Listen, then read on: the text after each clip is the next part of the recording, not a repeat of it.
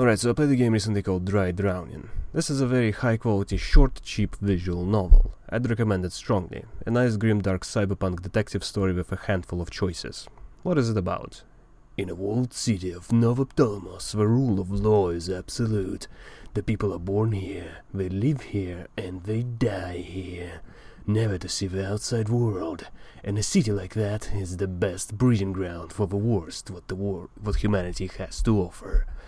The story focuses on a detective who just got done serving his time for falsifying the evidence. Together with his beautiful partner, they try to make ends meet by solving whatever cases come their way. What did I enjoy? The story, and I mean the overarching one mainly. Not necessarily the one the main characters go through, but the one that is happening to the world. The city is depressing. At first it doesn't seem that bad, the fancy futuristic aesthetic mixed together with somewhat subdued interior of a main office and a few other places. It's all very Deus Ex Human Revolution-like. However, then comes the political side of it all, and the whole place is essentially North Korea. Total control over information, everyone is unable to voice their concerns, and all of their activity is monitored. However, that's not all. Everyone is forced to take tests every 5 years, and if they fail, they are sent off to a special facility. In addition, everyone who is deemed a non-contributing member of society is viewed with disdain and is prosecuted. But of course it doesn't stop there. Racism is widespread as well, corruption too, it's just a perfect encapsulation as to what happens when isolation occurs. And I believe the background story is definitely praiseworthy. However, the one in the forefront was lower quality. I wouldn't call it bad, sometimes the writing dipped below average, but those moments weren't awfully common. And besides, there were some very nice moments. Actually, nice is not really the right word. Fascinating, thought-provoking, inspiring to write. It's difficult to encapsulate it in a simple way, especially since I want to avoid spoilers.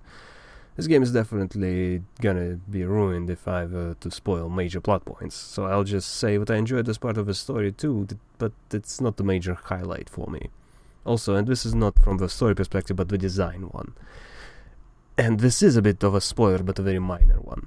The main character detects lies through a phenomenon which has no real explanation but a bit of a weak point in that regard. So, everyone who lies appears to wear a mask to him. And what I find interesting is the design on those. It's generally animals, but there is quite a variety. All of those masks look morbid and disgusting.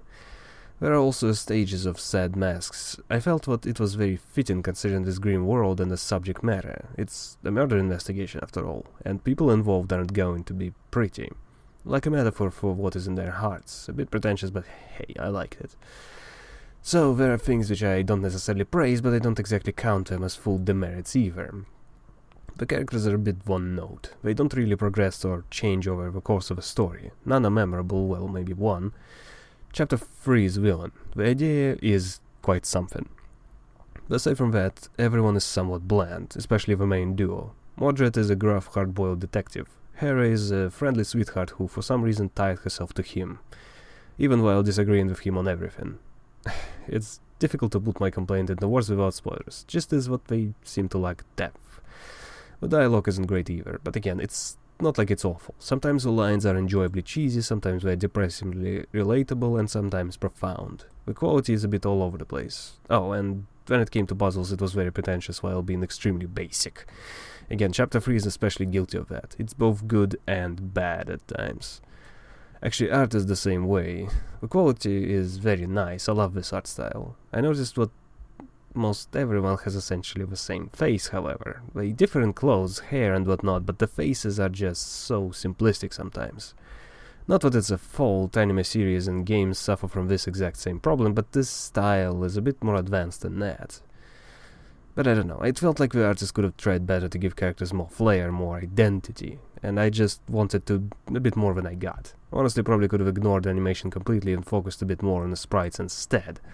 The animations are definitely lazy and half-assed. Same with cinematics. As still images they look glorious. Again, I adore this style, but whenever there was to be any movement, it just looked like ass.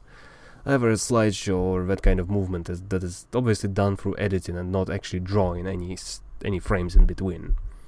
If I were to voice an actual proper complaint, though, I'd say that the length is disappointing. I wanted to learn more and go through more cases. Hell, maybe even some earlier cases before everything went to crap.